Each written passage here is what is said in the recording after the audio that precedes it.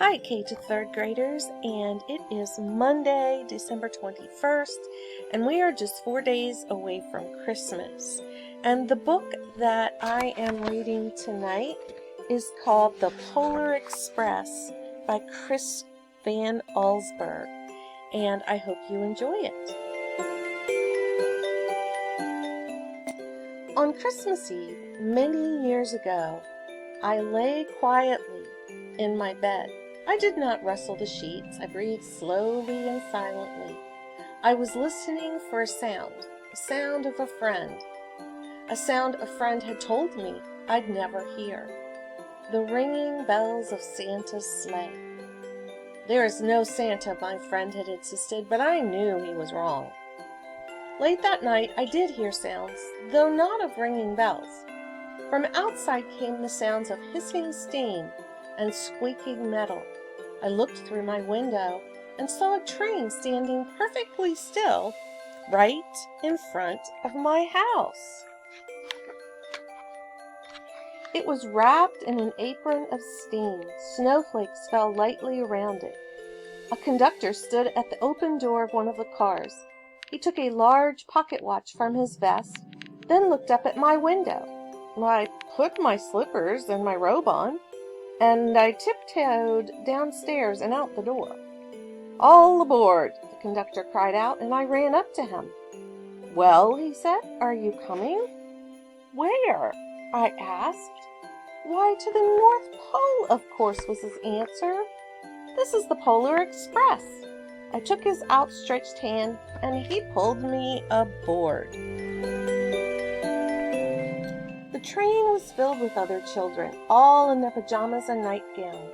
We sang Christmas carols and ate candies with nougat centers as white as snow. We drank hot cocoa as thick and rich as melted chocolate bars. Outside, the lights of towns and villages flickered in the distance as the Polar Express raced northward.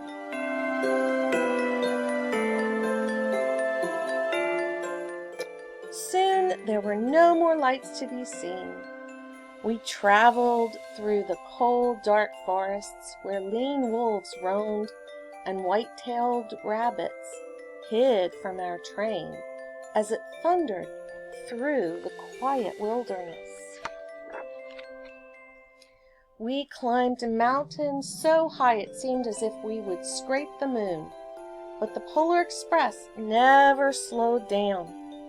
Faster and faster we ran along, rolling over peaks and through valleys like a car on a roller coaster. The mountains turned into hills, the hills to snow-covered plains. We crossed a barren desert of ice, the great polar ice cap.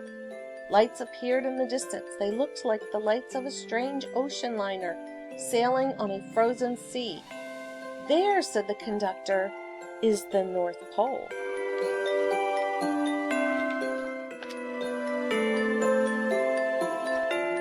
The North Pole. It was a huge city standing alone at the top of the world, filled with factories where every Christmas toy was made. At first we saw no elves. "They are gathering at the center of the city," the conductor told us.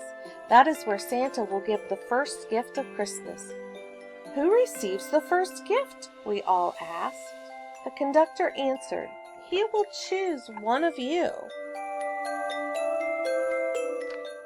"Look," shouted one of the children, "the elves!" Outside, we saw hundreds of elves. As our train drew closer to the center of the North Pole, we slowed to a crawl. So crowded were the streets with Santa's helpers. When the Polar Express could go no farther, we stopped and the conductor let us out.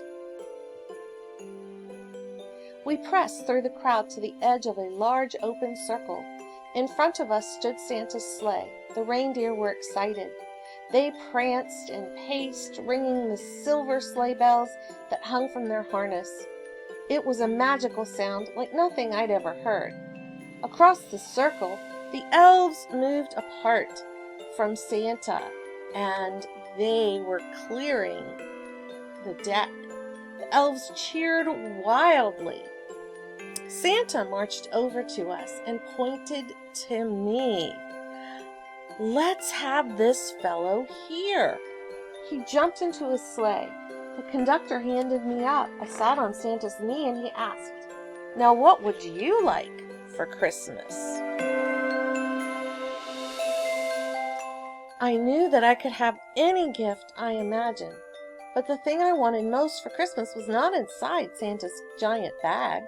What I wanted more than anything was one silver bell from Santa's sleigh. And when I asked, Santa smiled. Then he gave me a hug and told an elf to cut a bell from a reindeer's harness. The elf tossed it up to Santa.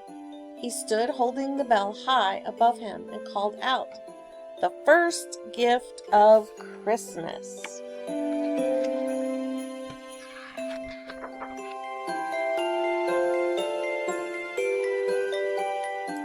A clock struck midnight as the elves roared their approval. Santa handed the bell to me and I put it in my bathrobe pocket.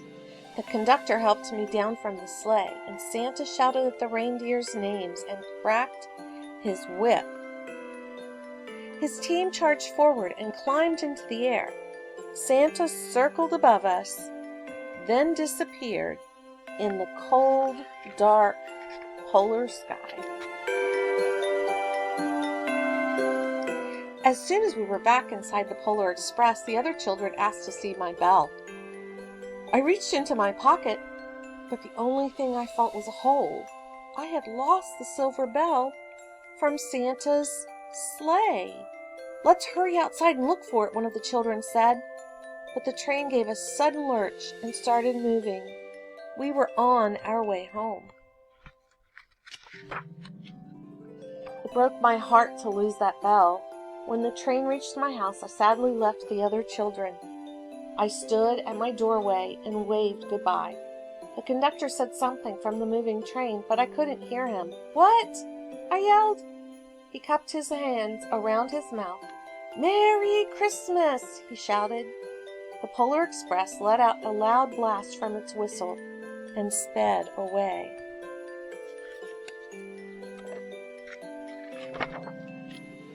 On Christmas morning, my little sister Sarah and I opened our presents. When it looked as if everything had been unwrapped, Sarah found one last small box behind the tree. It had my name on it, and inside was the silver bell. There was a note. "Found this on the seat of my sleigh. Fix that hole in your pocket. Signed, Mr. C." I shook the bell. It made the most beautiful sound my sister and I had ever heard. But my mother said, "Oh, that's too bad." "Yes," said my father, "it's broken." When I'd shaken the bell, my parents had not heard the sound, but I had. At one time, most of my friends could hear the bell, but as the years passed, it fell silent for all of them. Even Sarah found one Christmas that she could no longer hear its sweet sound. Though I've grown old, the bell still rings for me, as it does for all who truly believe. And that is the story of the Polar Express. And I will see you tomorrow on the 22nd, and we'll only be 3 days away from Christmas. Have a good night.